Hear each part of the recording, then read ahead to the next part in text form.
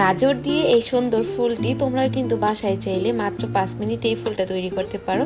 আর এটা কিন্তু প্লেট ডেকোরেশনের জন্য বেস্ট একটা আইটেম হতে পারে। আর গাজর আর কাঁচামরিচ কিন্তু আমাদের সবার ঘরেই থাকে। এই ফুলগুলো বানানোর জন্য আমি আজকে একটা গাজর ছিলে তারপর গোল গোল করে কেটে নিব, আর লাগবে কয়েকটা কাঁচামরিচ। আর এটা একদম বানানো সহজ, তোমরা কিন্তু দেখলেই বুঝতে পারবা।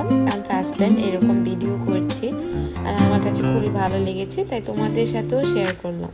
আমার ভিডিওটি যদি তোমাদের ভালো লাগে তাহলে সবাই একটা লাইক, কমেন্ট এবং শেয়ার করে দিবা।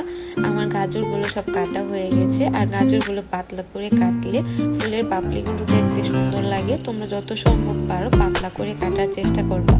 এখানে আমি কয়েকটা লম্বা কাঁচামরিচ নিয়েছি। এখন কাঁচামরিচগুলো মাঝখান থেকে কেটে এর ভিতরে যে বিচিগুলো আছে সব কিন্তু ছাড়িয়ে নিতে হবে। দেখো আমি কিভাবে ছাড়াচ্ছি, চাকুর যে মাথাটা থাকে ওইটা দিয়ে খোঁচা দিলেই কিন্তু বিচিগুলো একদম সুন্দরভাবে ছাড়িয়ে যাবে। একইভাবে আমি সব মরিচের বিচিগুলো ছাড়িয়ে নিব। আমি এখন মরিচগুলোকে চিকন করে কেটে নেব। চিকন করে দিলে ফুলটা আরো বেশি দেখতে সুন্দর লাগে। তোমরা দেখতে পাচ্ছ আমি কতটুকু চিকন করে কেটেছি। এখন আমি ফুল বানাবো, আর এই ফুলটা তোমরা একবার দেখলে খুব সহজে বানাতে পারবা, একদম পানির মতো সহজ। আমি যে গাজরগুলো কেটে রেখেছিলাম ওইখান থেকে একটা গোল গাজর নিয়ে একটার উপরে আরেকটা রাখবো। এভাবে আমি 5টা টুকরো দিয়ে একটা ফুল তৈরি করব। এখানে 5টা পাপড়ি দিব।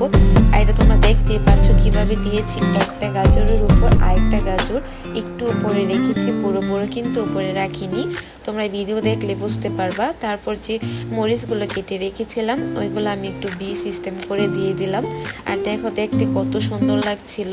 আর একটু সুন্দর লাগার জন্য আমি এর উপরে কিছু টমেটোর উপরে যে খোসাটা থাকে ওইখান থেকে একটু কেটে দিয়ে দিয়েছি। আর সব ফুলগুলো বানানোর পর এটা দেখতে এরকম লোক হয়েছে। আর এটা আমার কাছে খুবই ভালো লেগেছে। আর এটা ভিডিও কিংবা গায়ে হলুদ দিয়ে তোমরা যে কোনো সালাদ ডেকোরেশনের জন্য এটা করতে পারো। আমার কাছে খুবই ভালো লেগেছে। আর তোমাদের কাছে কেমন লাগলো সবাই অবশ্যই কমেন্টে জানাবে।